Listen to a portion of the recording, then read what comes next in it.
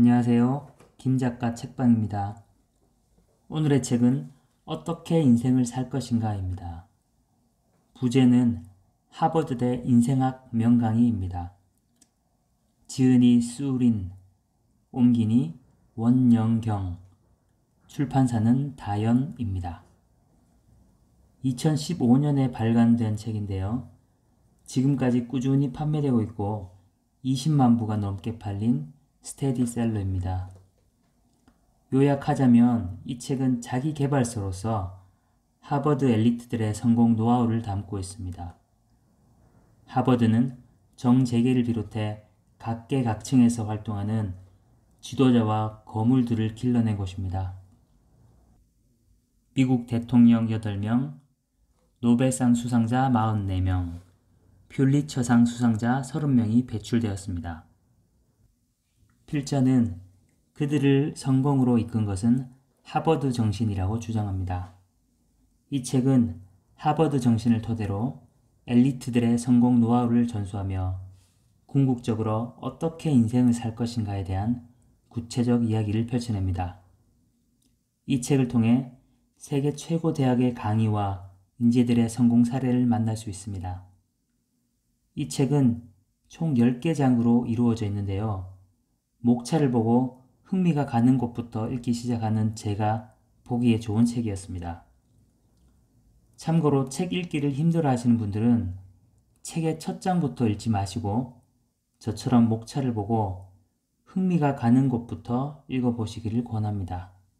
그것도 힘들면 제 채널을 통해 음성으로 들으셔도 좋겠습니다. 이 책을 읽으며 과연 스테디셀러는 이유가 있다는 느낌을 받았습니다. 이 책은 꼭 구해서 읽어보시길 권합니다. 지금부터 책의 내용으로 들어가 보겠습니다.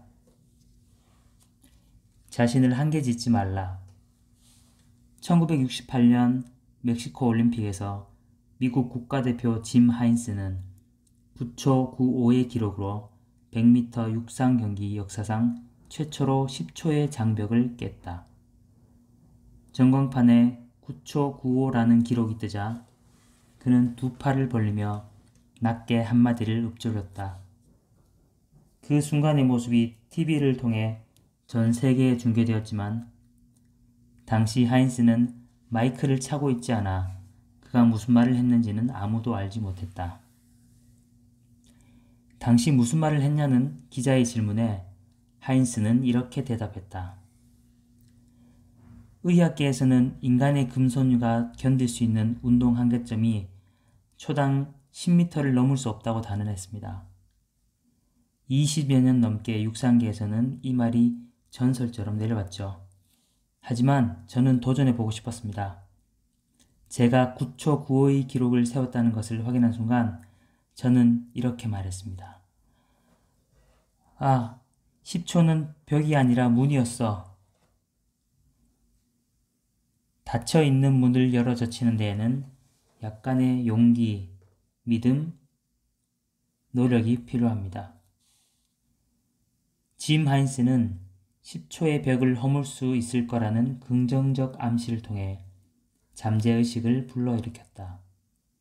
이와 함께 한 발 한 발 내딛다 보면 목표에 도달할 수 있다는 믿음을 가졌다. 그는 마음속 깊숙이 숨어있던 용기를 찾아내 잠재력을 폭발시키며 상상도 할 수 없었던 성적을 내는 데 성공했다. 첫 발을 떼는 두려움을 이겨내고 한 발 한 발 앞으로 나아가다 보면 자신이 바라던 종착점에 다다르게 된다. 그렇다. 성공의 문은 그저 닫혀 있을 뿐이다. 마음의 용기를 찾아 당신의 잠재의식이 분명하고 의미 있는 목표를 인식하게 만들어라. 그리고 용감하게 달려가 문을 열어 젖혀라. 이렇게 하면 자신감의 무한한 잠재력이 발현되어 당신의 눈앞에 드넓은 새 세상이 찬란하게 열릴 것이다. 주변 사람들과 마찰이 생겼을 때 혹은 누군가 당신을 오해했을 때 당신은 쉽게 화를 내고 충동적으로 행동하는 편인가? 만약 그렇다면 지금 당장 감정을 다스리는 법부터 배워라. 신은 한 사람을 망치려고 할 때 가장 먼저 화를 돋운다 라고 했다. 분노의 불꽃을 활활 불태우면 이성을 잃게 되고 이성적인 판단력을 잃으면 상상조차 할 수 없는 결과가 빚어진다. 하버드대 공공정책학 교수 일레이는 이에 대해 이렇게 말했다. 자기 감정의 노예가 되는 것은 폭군의 종이 되는 것보다 훨씬 불행한 일이다. 그러니 절대 감정에 휘둘리지 말고 냉정함을 잃지 마라. 전장에서 불패의 신화를 써내려간 명장 나폴레옹은 다혈질의 성격으로도 유명할 만큼 쉽게 화를 냈다. 그런 나폴레옹은 어느 날 외무 대신 탈레랑이 외적과 결탁하여 반란을 꾀한다는 소식을 들었다. 당시 스페인에 있었던 그는 서둘러 프랑스로 돌아와 모든 대신을 소집했다. 모두가 있는 자리에서 탈레랑의 실체를 들춰내 뜨거운 맛을 보여주고 그의 마음을 돌려놓겠다는 심산이었다. 탈레랑을 마주한 나폴레옹은 역시나 끓어오르는 화를 주체할 수 없었다. 끝내 나폴레옹의 분노는 화산처럼 폭발하기에 이르렀고 그는 탈레랑에게 돌진하며 독서를 쏟아내고 자리를 떠났다. 아마도 기분이 언짢아서 이성을 잃으셨나 봅니다. 나폴레옹은 탈레랑에게 화를 내면 마음속의 분노가 가라앉고 탈레랑의 마음 역시 되돌릴 수 있을 것이라고 믿었다. 그러나 신사의 품격을 중시하는 나라에서 그런 히스테릭한 행동을 용인해 줄 사람은 없었다. 더구나 권위를 지켜야 할 지도자가 그런 행동을 했으니 더더욱 말할 것도 없었다.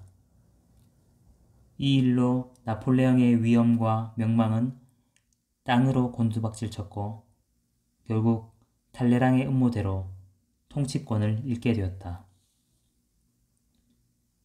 우리 주변에서도 사소한 일에 화를 참지 못하고 감정적으로 행동하다 결국 후회하는 사람들을 쉽게 찾아볼 수 있다.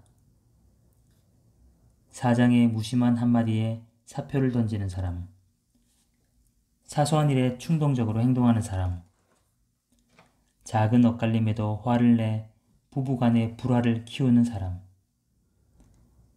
하지만 과연 이런 일들이 그럴 만한 가치가 있는 걸까? 화가 난다고 돌을 발로 차면 결국 아픈 건 자신의 발가락이다. 살다 보면 우리는 많은 외부적 요소에 감정적 영향을 받는다. 그러나 중요한 순간에 이성을 잃지 않으려면 어떤 상황에서도 내 감정의 주인이 되도록 노력해야 한다. 혹 일시적으로 자신의 감정을 좌지우지하지 못하더라도 빠른 시간 안에 이성을 되찾아 다시 감정의 주도권을 잡을 수 있어야 한다. 그러면 어느 순간 아무리 어려운 일들이 닥쳐도 쉽게 헤쳐나가는 자신을 발견할 수 있을 것입니다. 이것은 제 이야기인데요. 저 역시 화를 참지 못해 후회하고 괴로워하는 상황이 적지 않습니다. 특히 아내와 아이들 앞에서 화를 내거나 소리를 지르고 나서는 후유증이 상당합니다. 자책과 후회로 한 주 내내 우울한 감정에 빠져 지낼 때도 있습니다. 몇 번 반복되고 나니 삶이 피폐해지고 너무 힘들더라고요. 그래서 생각해낸 것이 타임아웃이었습니다. 이 타임아웃이라는 말은 미국 교실에서 쓰는 학생 지도 기술인데요.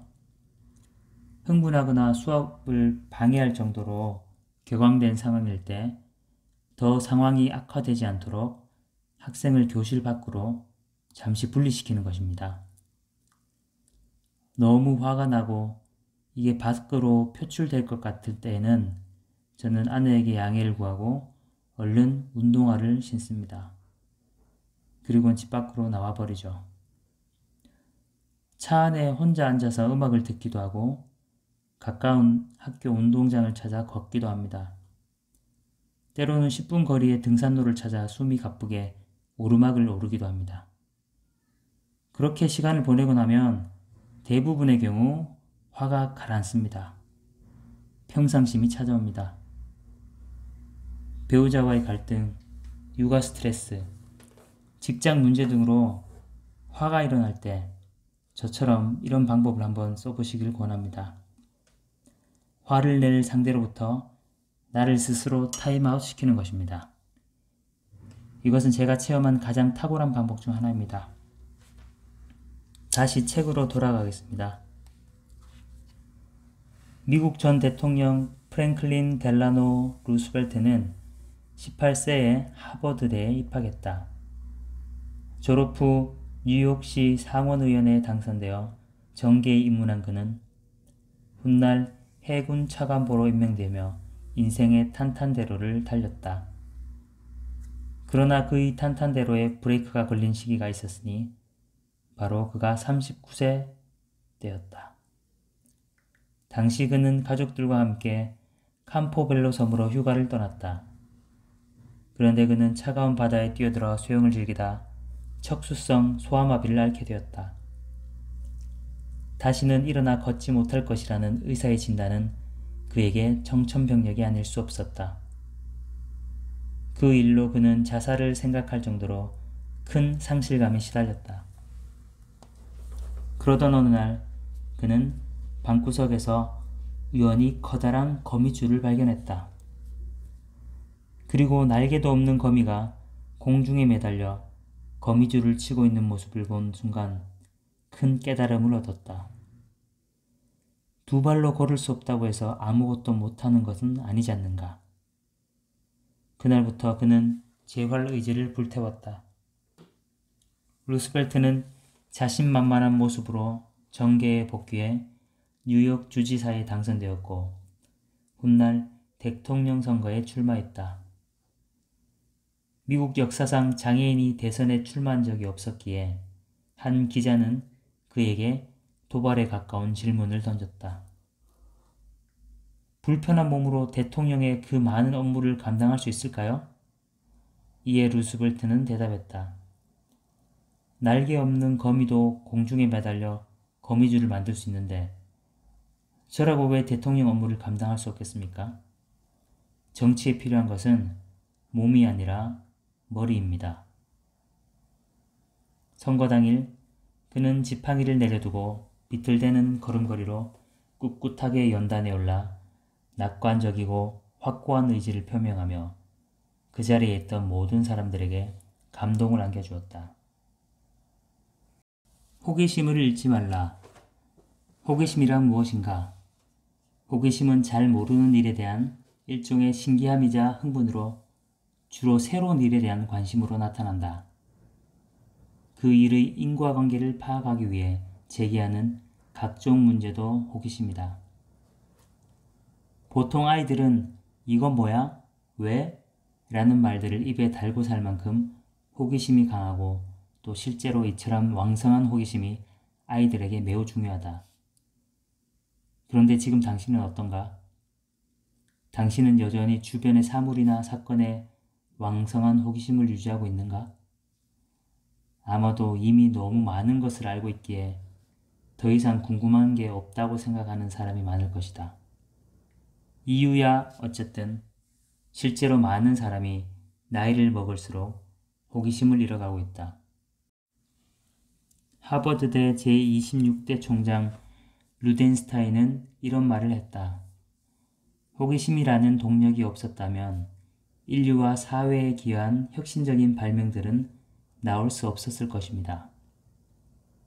호기심을 가지고 이를 유지하는 것이 얼마나 중요한지를 여실히 보여주는 말이다. 성공을 일구어낸 하버드대 출신들이 바로 성공은 호기심에서 비롯된다 라는 말을 몸소 증명한 사람들이다. 그들에게는 특별한 재주나 타고난 재능보다도 더 강력한 호기심이라는 무기가 있었다. 새로운 일이든 그렇지 않은 일이든 마주하는 모든 일에 대한 의문이 풀릴 때까지 열심히 고민한 결과 성공을 거머쥐었다. 그뿐만 아니라 호기심은 언제나 개방적인 사고와 젊음을 유지할 수 있게 해준다. 사람이 주변 사물에 호기심을 유지할 때 체내에서 모종의 호르몬이 분비되어 기분을 상쾌하게 만들어주는데, 이는 많은 연구 결과에서 단순한 심리적 작용을 넘어 실제로 피부 노화를 늦추고 몸도 더 건강하게 만든다는 사실이 입증되었다. 따분하고 지루한 인생을 살고 싶지 않다면 호기심을 키워야 한다. 매일 달라진 자신과 마주하길 바란다면 호기심을 키워야 한다. 하버드대 출신들처럼 훌륭한 사람이 되고 싶다면 아무리 많은 일을 겪었어도 절대 자신의 호기심을 말살하지 말아야 한다. 이건 뭐지? 왜 그런 걸까? 어떻게 된 거지? 아이들처럼 많은 질문을 해도 좋다. 그러다 보면 바깥 일에는 도통 관심이 없던 사람도 시간이 흐를수록 조금씩 호기심을 키워 단 한 번도 해본 적 없는 일을 시도하게 될 것이다. 물론 꼭 해보지 않은 일에만 호기심을 가질 필요는 없다. 머리를 굴려 생각을 하게 만드는 일이면 충분하다. 어떤 일에든 호기심으로 열정 가득한 삶을 산다면, 그래서 자신이 가진 에너지를 마음껏 발산할 수 있다면 어느새 본인도 알지 못했던 더 다양한 모습의 나를 발견하고 삶의 매 순간이 다채로워짐을 느낄 수 있을 것이다. 뿌린 대로 거두는 법. 서로 나누고 서로 도와라. 당신이 인간관계에서 빠르게 인기를 얻어 좀 더 많은 사람이 당신을 인정하고 신뢰하게 하여 가는 곳마다 환영을 받는 지름길이 있다. 그것은 바로 남을 돕는 것이다. 어떤 사람이 천당과 지옥의 차이를 알고 싶은 나머지 신선을 찾아가 자신의 소원을 들어달라고 빌었다. 신선이란 표현이 좀 이상해서 신으로 바꾸고 읽겠습니다. 신은 직접 답을 주는 대신 그를 지옥으로 데리고 갔다. 지옥에는 음식물로 가득 차 있는 커다란 솥이 놓여 있었지만 그곳 사람들은 음식을 먹지 못하고 모두 뼈가 보일 정도로 앙상하게 말라 있었다. 바로 그들의 손에 들려있는 손잡이가 긴 수저 때문이었다. 그들은 모두 앞다투어 음식을 먹으려 들었지만 수저의 손잡이가 너무 길어 정작 입으로 들어오는 음식보다 바닥에 떨어뜨리는 음식이 더 많았다. 그리고 신은 다시 그를 데리고 천당으로 향했다. 천당에는 지옥에서와 똑같은 솥이 놓여 있었고 똑같은 손잡이가 긴 수저를 들고 있었다. 하지만 천당에 있는 사람들은 즐겁게 배를 채우고 있었다.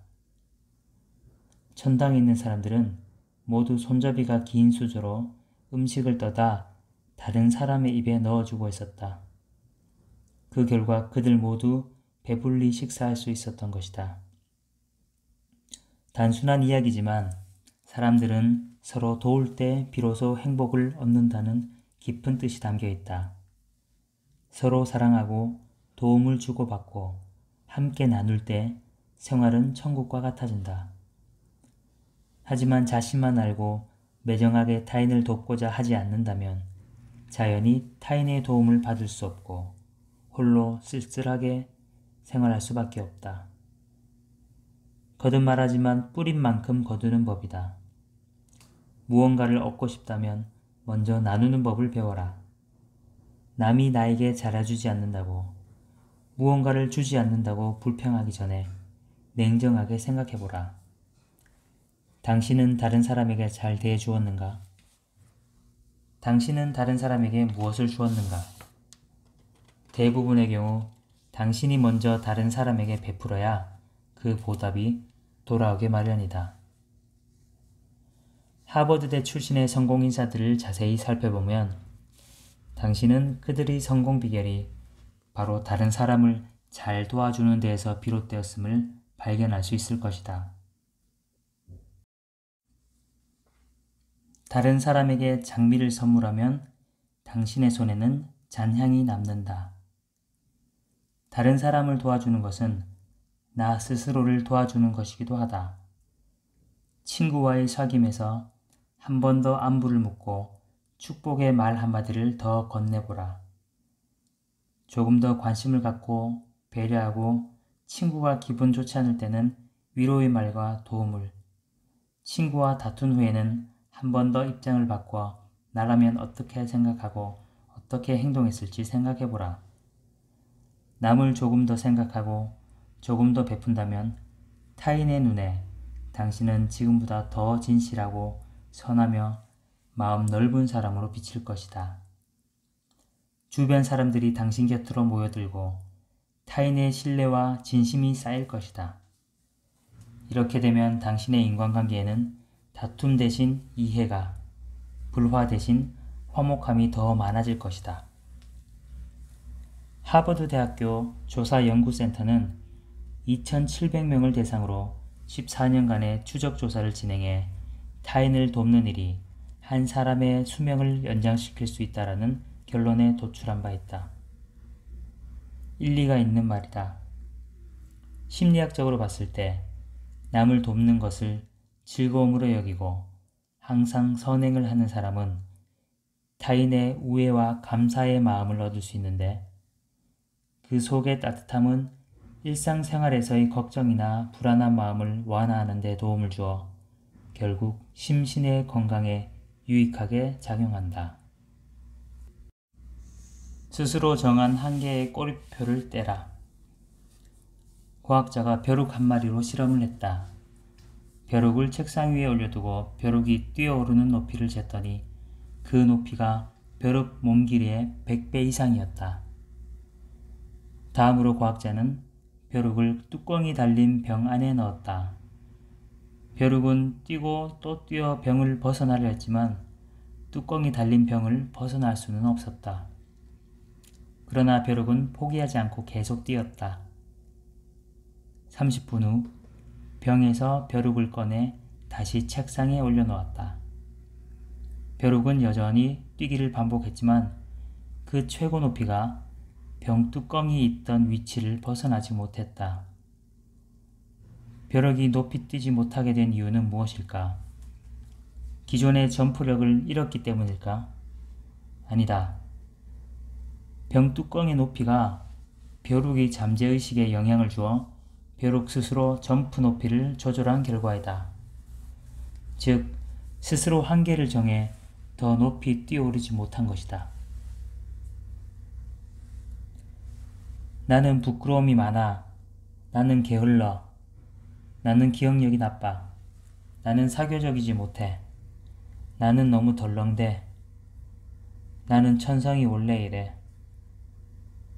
자신의 능력을 펼치려는 순간 불현듯 자신이 만든 꼬리표가 머리를 스쳐 바짝 움츠러들게 만든다. 무슨 일을 할 때 자신의 실력을 10분 발휘하지 못했다면 그런 경험들이 쌓이고 쌓여 결국 악순환이 되고 성공과도 점점 멀어지게 된다. 현재의 상황을 바꾸고 싶다면 먼저 자신부터 돌아볼 필요가 있다. 스스로 설정해 놓은 한계의 꼬리표를 떼어내고 자신 또는 다른 사람들이 만들어 놓은 틀에서 벗어나라. 그 다음 한계를 생각하지 말고 끊임없이 자신에게 도전하라. 이때 불가능할 거라는 생각은 접어라. 모든 사람은 잠재력이라는 보물을 지니고 있지 않은가. 감사할 줄 알아야 삶이 달콤해진다. 삶에 감사하는 마음을 가지고 매사를 대하는 것이 곧 인생의 의미이자 즐거운 삶의 원천이다. 평소 당신은 불평불만이 잦은 사람인가? 일이 조금만 내 맘 같지 않게 돌아가면 투덜이로 변신해 잔뜩 불평불만을 늘어놓는 사람은 아닌가? 한 가지 알아야 할 사실이 있다. 불평불만은 우리를 억울하고 불쌍한 사람으로 만들 뿐 문제 해결에는 아무런 도움이 되지 않는다. 오히려 자아실현을 향해 나아가는 우리의 발목을 붙잡는다는 것이다. 우리 마음속에 감사하는 마음이 가득할 때 세상은 비로소 아름다워지고 고난마저 달콤해지는 것이다. 혹자는 왜 감사하는 마음을 가져야 하냐고 말할 수 있다.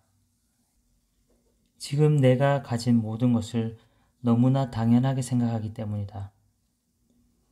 그러나 다시 생각해보라. 낳아주시고 길러주신 부모님의 은혜는 마땅히 감사해야 할 일이 아닌가? 학교에서 가르침을 주신 선생님의 은혜는 어떤가? 또한 곁에서 인내심 있게 내 말에 귀를 기울여주는 친구들도 있지 않은가? 눈부신 햇살과 신선한 공기를 제공해주는 대자연은 또 어떤가?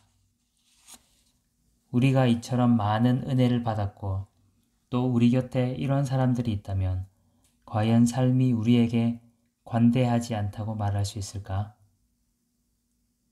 비록 일과 생활에 치여 피곤하더라도 지금에 감사하라.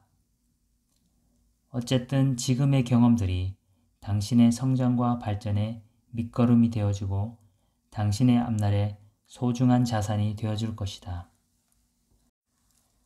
언제 어디서든 감사하는 마음을 가져보라. 살면서 만나는 모든 사람과 일에 감사하라. 그들이 있기에 우리의 인생은 비로소 무미건조함에서 벗어나 온갖 경험을 할 수 있으니까 말이다. 그리고 감사할 줄 알아야 마음속 깊은 곳에서부터 삶의 아름다움을 느끼고 매 순간을 활기 넘치게 살 수 있다. 내가 다른 사람에게 감사함을 표현했을 때 또는 다른 사람이 나에게 감사함을 표현했을 때 어떤 느낌이었는지 떠올려보라. 누군가 진심을 다해 당신의 도움에 감사 인사를 할 때 그 사람이 일면식도 없는 낯선 사람이더라도 마음 한편이 따뜻해질 것이다. 감사와 관련된 이야기로 마무리를 하게 되었습니다. 저는 책을 읽을 때 서너 권을 함께 읽는 습관이 있는데요. 지금 소개해드리는 어떻게 인생을 살 것인가와 함께 읽고 있는 책이 감사하면 달라지는 것들이라는 책입니다. 곧 리뷰를 통해 감사의 힘에 대해 알려드릴 수 있도록 준비하겠습니다. 다음 편에 뵙겠습니다. 감사합니다.